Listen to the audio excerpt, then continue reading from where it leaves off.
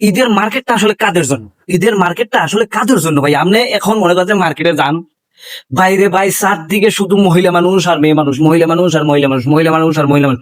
মানে মার্কেটে পুরুষদের থেকে মহিলার তুলনামূলক অনেক বেশি। মানে ঈদটা কি আসলে মহিলাদের জন্য আইসুনি দিনে? মানে এরা বাচ্চা কাচ্চা দুই তিনটা লইয়া বাইরে ভাই মার্কেটে যাইয়া যে অবস্থা করে রে ভাই, মানে ঈদ মনে হয় যেন এগো জন্যই আসছে, মহিলাদের জন্যই আসছে, মেয়েদের জন্যই আসছে, আমাদের জন্য ঈদ আসে নাই। কোনো দরকার নাই আমাদের ঈদ করার, আমাদের মার্কেট করার কোনো প্রয়োজন নেই। মানে মার্কেটটা আপনার ঢুকলে প্রত্যেকটা দোকানে যদি মনে করেন যে আপনার ঘরে 10 জন কাস্টমার থাকে, সেখান থেকে আপনি 8 জন হলো মহিলা, 8 জন হলো মহিলা, ঠিক আছে। আর এই মহিলা কাস্টমার যে দোকানে যাইবে রে ভাইয়া, ওই দোকান মনে করেন তসনস করে গেলাইবে।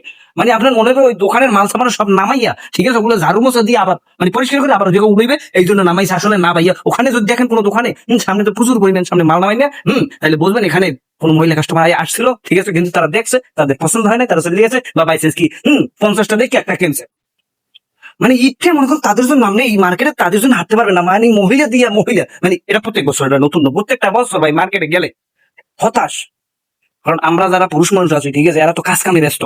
মহিলারা মনে করো হুরুস তুলে মার্কেট, মানে ইচ্ছা তাদের জন্য আছে, তারা মার্কেট করবে, ঠিক আছে, বাচ্চা টাচ্চা লইয়া কোলে একটা হাতে একটা কেতে একটা লইয়া এখন মার্কেট করতে হবে। মানে ঈদ আসে মানে মার্কেট বাধ্যতামূলক এটা করতেই হবে। মার্কেটে কোনোভাবে আপনি মহিলাদের অত্যাচার আপনি অতিষ্ঠ হয়ে যাবেন, খালি মহিলা আর মহিলা, ঠিক আছে। আর এরা কোনো দোকানে ঢুকলে ওই দোকানে যদি একটা 3 পিস কেনে বা একটা শাড়ি কেনে, তো মনে করেন যে তারা কমপক্ষে মনে করেন যে 20টা 3 পিস দেখলে আবার হবে ভাইয়া পছন্দ হয় না, আরো কি আছে ভাই, আরো শাড়ি কি আছে, আরো কি 3 পিস আছে ভাই, কোনোভাবে তো পছন্দ হইতেছে না। মানে মনে হয় ভাই মার্কেট করতে গেছে, ভালো কথা। মানে মহিলা মানুষের বিষয়ে তো আমার ধারণা নাই, ঠিক আছে, মানে মার্কেট করতে গেছে, ভালো কথা ভাইয়া। দেখ মুখ 5টা দেখবো এটা কিনবো, ঠিক আছে। মানে এরা এমন ভাবে দেখে এই 3 পিসটা সারা জীবন পড়বে। মানে এই 3 পিস ঈদের কিনছে না, এটা সারা জীবন পড়বে, এটা কোনোভাবে নষ্ট হওয়া যাবে না। এই জন্য এটা সম্পূর্ণরূপে যাচাই বাছাই করিয়া তারপর কিনতে হবে, সেটা কোনোভাবে মানে এটা সারা জীবনের জন্য কিনতেছে। আরে ভাই তুমি একটা জিনিস কিনতে আসো, সেটা সর্বোচ্চ 6 মাস পড়বা, চলো দিতে 1 বছরই পড়বা, ঠিক আছে, মাঝে মাঝে পড়বা, 1 বছরই পড়বা, ঠিক আছে। মানে এমন ভাবে দেখে কিনবে তারা, 50টার ভিতরে একটা মনে হয় এটা সারা জীবনের জন্য হইতেছে, এটা সারা জীবন পড়বে, ঠিক আছে।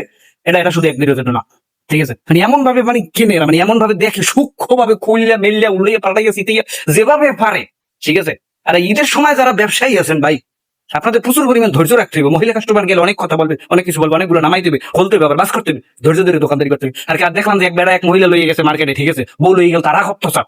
দেখলাম যে এক বেড়ায় তার বউ লইয়ে গেছে, 3 পিস 4,000 টাকা দামের পছন্দ হয়েছে, 50 টাকা বেশি নেই, তোমার এটা লওয়ার দরকার না, কম দামে দিল।